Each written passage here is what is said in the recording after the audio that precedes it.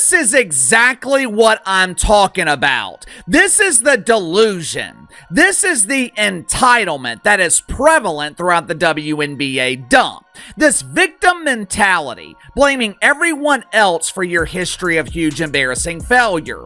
This refusal to accept responsibility for the fact that this league has been pretending to be in business for 30 years and has still never turned a profit. And I say pretending to be in business because if the WNBA were operating like an actual business, this league would be bankrupt. A'ja Wilson, yes, that A'ja Wilson, just got bodied in the one stat she never saw coming: jersey sales. While Caitlin Clark is breaking records like it's a hobby, A'ja's sitting somewhere wondering how Kate Martin, her former teammate, is outselling her. And let's not forget Angel Reese, barely unpacked, already stealing headlines. Oh, and Lee Meng Chen just entered the chat with better sales too. Looks like A'ja's not the face of the league anymore, just the forgotten name on the rack. Like, not only has Kate Martin still ahead of A'ja Wilson, Kate Martin has now overtaken Sabrina Ionescu in jersey sales and Angel Reese. Kate Martin is currently on the WNBA website the third highest in jersey sales. Third right now. Let's be real. A'ja Wilson thought she was untouchable. MVP, check. Champion, double check. Face of the Aces, triple check. But apparently, being on the cover of all those magazines and calling yourself the league's it girl doesn't guarantee people want to wear your name. Because guess what? Fans aren't buying the hype or the jersey. Hey everyone, I was just watching Unrivaled and I just got the notification that my Kate Martin jersey was delivered. So let's go get it. Let's go Laces, let's go. Alright, sorry, I got distracted, the Laces are playing. But I kind of opened it a little bit, oopsie. But I just got a little too excited, so I didn't actually take it out yet. So let's do that now. Why am I nervous? It's not even... Oh, whoa. Guys, this is so cool. Oh my god.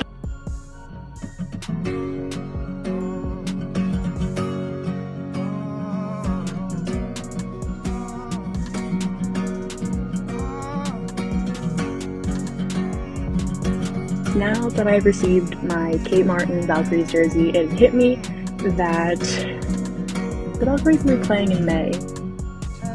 1 year ago, we were just hearing about the Valkyries, and I ran to Chase Center and got myself a t-shirt because I was so excited. I wanted to rep the team day one, and now I have a jersey. I am so excited to watch this team play this year and from many, many, many, many, many years to come. And yeah, I'm just so excited. Go Valkyries. Enter Caitlin Clark, the golden child of the WNBA draft. Ticket sales off the charts. Viewership exploded. Merchandise. You'd think Beyonce was suiting up with how fast her jersey flew off shelves. Caitlin didn't just show up, she showed out. Meanwhile, A'ja Wilson, the so-called vet, is standing in the corner like someone forgot to invite her to her own party. Third right now. Third is Kate Martin for the Valkyries. And do you want to know what the crazy thing is? If you're looking at Fanatics, there is a Valkyries player. There is, in fact, a Valkyries player who is top 3. And it's not Kate Martin. And here's where it really stings. Kate Martin. Yes, Kate Martin, the same one who used to be a backup to Clark at Iowa, is now outselling her former teammate A'ja Wilson in jersey sales. Let that sink in. Kate Martin went from playing supporting actress to stealing the entire show. Her jersey's flying off shelves, she's smiling like she just won the lottery. And A'ja? Asia's out here rehearsing her humble pie speech. If the WNBA was not subsidized by the NBA, if they were not collecting a monthly allowance, which normal people would call welfare, if that was not the case. Now, let's pivot to Angel Reese. Barely got a locker, barely got a number, but she's already a brand. The LSU legend brought her TikTok followers, her glam squad, and apparently a tsunami of jersey sales with her. Every time she blinks, another 10 jerseys get sold. She's already doing press tours while Asia is doing damage control. Continue to drop the ball. Continue to reinforce the fact you guys just aren't ready for what real demand looks like. What real demand looks like. Keyword, real demand. Not WNBA demand. Not, oh my God, 450,000 people are watching on TV. This is incredible. Not that. I'm talking like, holy crap, 3 million people are tuning in. And if you thought that was the end of the embarrassment, allow us to introduce the latest plot twist in the WNBA's ongoing soap opera, Lee Meng Chen. That's right, the international star who barely earned a preseason whisper is now the name on every fan's lips, once they figure out how to pronounce it. Search engines are melting down as people frantically type, how to pronounce Lee Meng Chen. Not for a spelling bee, but because they want to rock her jersey before it's sold out. That's how real her impact is. The fans have spoken, and no, Asia Wilson's name wasn't even on the ballot. How did it get this bad? Simple. The game moved forward while Asia Wilson stayed parked in 2021, clinging to her personal brand like it's a vintage TikTok trend. Meanwhile, Caitlin Clark rewrote the economics of the league, Angel Reese redefined its attitude, and Kate Martin quietly turned her benchwarmer narrative into a fan-favorite phenomenon. And then there's Chen, who didn't say a word, didn't beg for clout. She just showed up, dropped buckets, and cashed out. Silent but deadly, like a headline you never saw coming. And it's not Kate Martin. It is Caitlin Chen. UConn fans and Iowa fans are different. And at least one thing I will say, in the WNBA's website, in fact, you have got, she's sixth. Asia Wilson, meanwhile, is giving us the classic, I don't care about jersey sales energy, which, let's be honest, is the universal anthem of someone who's losing, and losing loudly, on national TV in HD. Sorry, Asia, but you can't pull the I'm above this card while your jersey is hanging on the clearance rack like a forgotten prom dress. 50% off, buy one, get one free, and still collect dust. And let's not act like this is some weird statistical glitch or an off-season fluke. The jersey sales receipts are public, transparent, verified. And guess what? Kate Martin, yes, Kate Martin, the one who used to warm up by defending Caitlin Clark in practice, now has more fans repping her number than Asia does. That's not just a loss, that's a full-on playoff sweep, complete with a confetti drop and a sad saxophone playing in the background. When the backup dancer outshines the headliner in merch sales, it's not just business, it's a cultural shift. And no amount of shrugging or fake indifference is going to hide the sting of falling behind someone who didn't even get drafted in the first round. I guess doesn't mean anything like, oh, it's only early. And I agree, I do think by the end of the year, it won't be that, she won't be top 3. And I also know people are going to be saying, oh, but everyone who wanted to buy an Asia Wilson jersey already has one. Everyone wanted to buy an Angel Reese jersey already has one. And that argument will be sound if Caitlin Clark wasn't still top. Caitlin Clark is still top, just like Steph Curry is top in the NBA. Even Aces fans are switching sides. You've got people in Las Vegas, actual Aces fans, rolling up to games in Caitlin Clark jerseys. That's like crashing your ex's birthday party while wearing a shirt with their new lover's face on it. It's bold, it's petty, it's awkward, and yet somehow painfully accurate. The energy has shifted, and Asia Wilson's PR team has got to be in full panic mode. You can practically hear the brainstorming session. What if we give out free tote bags? No? How about a bobblehead? Maybe a TikTok collab with Angel Reese? Cute ideas, but let's be real. Angel doesn't exactly need the clout. She's riding her own wave and dunking on timelines daily. A team up with Asia might look more like charity than collaboration. And honestly, the last thing Asia needs is to get figuratively, or literally, dunked on again. Meanwhile, Clark's just out here turning arenas into Iowa pep rallies. She doesn't even need a PR stunt. Her passes are the PR stunt. So now even Vegas is flirting with the enemy, and Asia's side is left handing out tote bags like it's a clearance sale. Asia Wilson and Angel Reese and Kate Martin are ahead of her in the WNBA website, but on Fanatics, which again is a big seller of WNBA jerseys, Caitlin Chen is outselling Asia Wilson's jerseys. And you might be saying, oh, it's like... And while we're on the topic of dunking, let's not ignore the emotional slam Kate Martin just executed on Aja Wilson's entire legacy without even breaking a sweat.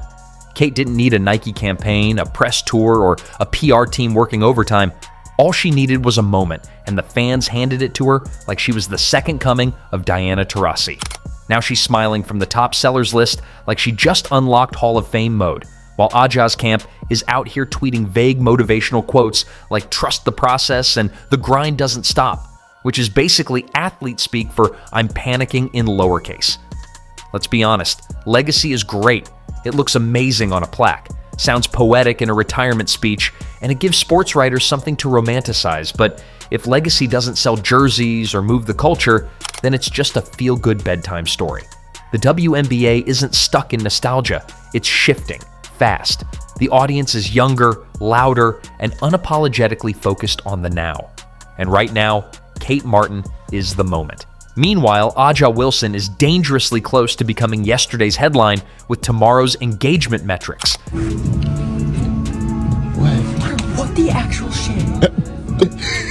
Hunter, no.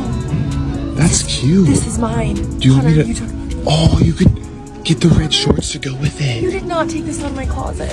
Is that signed Caitlin Clark? Put the fucking phone down. Is that signed Caitlin Hunter, Clark? why would you bring this out of my closet? Bro, Stop, I'm actually pissed off. You have to get that Hunter, it's and mine get the from my shorts. closet. And while we're on the topic of dunking, let's not ignore the emotional slam Kate Martin just pulled off, straight onto the reputation of Aja Wilson's carefully curated legacy. No fireworks, no dramatic press tours. Kate didn't come in with a PR machine, she came in with hustle, charm, and an open lane. All she needed was a shot, and the fans handed it to her like they were passing the torch. Now, she's on the top sellers list, grinning like she just won the lottery with a layup, while Aja's camp is out here tweeting motivational quotes like they're trying to bounce back from a breakup and a midlife crisis. Let's be real. Legacy is cute. It makes for nice montages and misty-eyed tributes during halftime ceremonies. But in this game, if your legacy doesn't sell jerseys, it might as well be a bedtime story. The WNBA isn't the same league it was 5 years ago. The fan base is younger, faster, and obsessed with whoever's popping right now. And Kate Martin, she's trending. Meanwhile, Aja Wilson, once the centerpiece, is looking dangerously close to becoming a nostalgia merch. Because in 2025, the crowd moves fast, and legacy doesn't come with a purchase link. Oh, today we're going to be talking about Caitlin Clark. Again, it's kind of the usual for this channel. We are a channel that talks... I wonder what percentage it is about Caitlin Clark to Fever. I would say probably 50. I would say probably 50, to be honest. That's probably it. So we're probably 50% Caitlin Clark, 50% like women's basketball. But yeah, so today we're going to be talking about what happened when Caitlin Clark released some technically, well, she didn't release new merch, but new Caitlin Clark. And it was from Panini, and they were autographed Caitlin Clark jerseys. There's a brutal honesty in merchandise. It doesn't lie, spin, or send out carefully worded press releases. It's not sentimental. It doesn't care about past MVPs, gold medals, or how many highlight reels you've headlined. Merchandise is democracy in its rawest form. Wallets voting in real time. And right now, those votes are loud. They're not going to the veterans, the legends, or the ones who've already made their mark. They're going to the fresh faces, the new icons, the disruptors rewriting the script. And Aja Wilson? Somehow she's not even part of that conversation anymore. Not because she's faded, her talent is undeniable, but because the culture has already moved on. She's the question that's already been asked and answered. And whether it's fair or not, the answer is crystal clear. It's not you, Aja. It's them. The crowd has shifted. The attention has wandered. The jerseys are flying off shelves, but they're not hers. Because in a world where relevance is measured in clicks and cart checkouts, legacy means little. It's not personal. It's just brutally public. Her All-Star jersey goes up on the Indiana Fever Team Store website, and just like that, done. No more. Limited quantity, limited shipping, limited amount. If you didn't put it in your cart, by the time was already up. If you didn't make your decision what color you wanted, time was already up. Fans aren't turning away from Aja Wilson because they hate her. Far from it. She's still a dominant player and a respected force in the league. But the truth is, the energy of the WNBA has shifted, and she didn't shift with it. The league is undergoing a transformation, a whole cultural and stylistic vibe shift that's left behind those who didn't adapt. Aja stayed steady, classic, composed. Meanwhile, a new generation came in loud, unfiltered, and unapologetically real. The WNBA isn't playing nice anymore. It's playing raw. It's got edge. It's got drama. And above all, it's got authenticity. Real recognizes real. And that's exactly why fans are gravitating toward the bold personalities of Caitlin Clark, Angel Reese, Hailey Van Lith, and players like Cam Brink and Leilani Correa. They bring flair, emotion, and unpredictability. Not just buckets. Their jerseys are flying off shelves like wildfire, while Aja's, though still respected, are starting to feel like relics from a past version of the league. This isn't about skill, it's about evolution. The WNBA has moved into its chaotic, beautiful next chapter, and the spotlight is chasing those who match its rhythm. You know, a lot of people say that Caitlin Clark moves the needle. That is wrong. She is the needle. She dictates. We all know what she's done on the floor. It's history, right? But off the floor, my goodness, she and the Indiana Fever accounted for 45% of all the broadcast value of the WNBA last season. She accounted also for helping drive the numbers of merchandising up 500%. Of course, her jersey was #1. So what now? Asia could lean into the villain role. Own it. Stop pretending everything's fine and start flipping the narrative. People love drama. They live for a good comeback story. But the problem is, Asia's still acting like she doesn't need one, like she's somehow above the chaos. But that mindset, that's exactly why she got lapped. In the world of sports, where every move is scrutinized and every highlight is replayed until it's practically engraved in history, trying to play it cool doesn't get you anywhere. The game moves fast, and Asia's over here acting like she's untouchable, when the truth is, she's just sitting on the sidelines of relevance. The truth hurts, especially when it's printed on a spreadsheet. Jersey sales don't lie. And in 2025, they're telling the story of Aja Wilson getting passed by hard. Not because she's not talented, not because she's not accomplished, but because the fans just don't feel her anymore. And if the fans aren't feeling you, they're not buying you. Period. This isn't some deep philosophical quandary, it's simple economics. If your brand isn't connecting, your stock falls. And right now, Asia's market value is taking a hit. Not because she's a bad player, but because the narrative surrounding her feels stale. The fans want drama, excitement, and a story worth following. And Asia's too busy pretending she's above it all. How many do they have? 15,000? How many did they have? 5,000? Regardless, they should have had more. Regardless, they should have had more. Folks, when this shoe comes out, god damn.